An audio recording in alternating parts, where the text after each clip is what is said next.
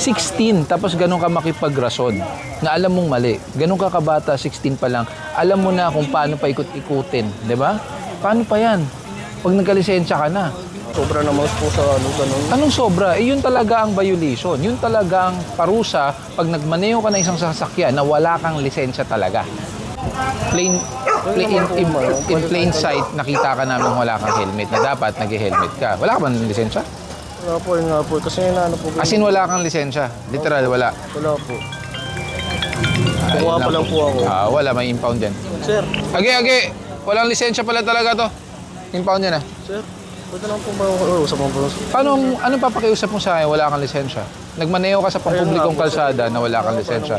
Pwede naman po magpaano? Kubayan naman po, sir. Hindi naman po yung nasa dyan na Hindi nagmamaneho ka nang wala kang lisensya.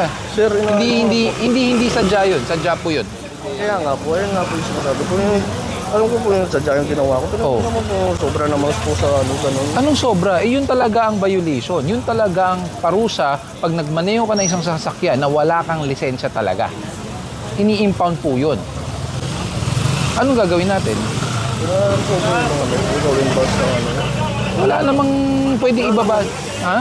Ano naman po kasi? Ano yun? Kailangan talaga clear yan. Dapat pagbigyan ka? Yung ba gusto mo mangyari? Kahit naman po, konti lang naman po. Hindi naman po sobra. Wala akong ititiket sa'yo. Wala kang lisensya eh. Ilan taong ka na?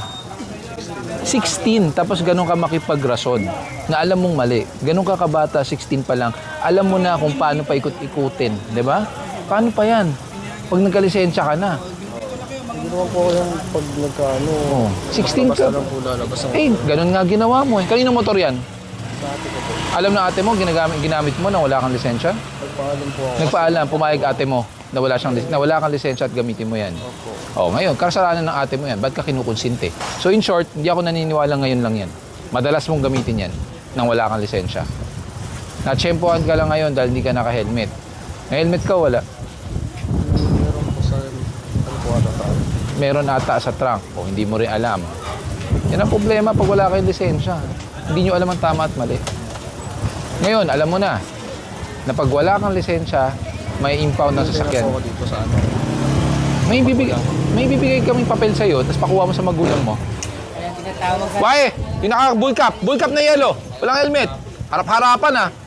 Paano yung ulan? Harap-harapan na. Ito na lang po yung papel. Kunin mo na lang mamaya pagdating ng tow truck. Okay na, impound nyo na yan. Wala ka lisensya, hindi mo alam ang traffic Opo. Puro violation ang gagawin mo. Para yung walang lisensya. Parang walang lisensya.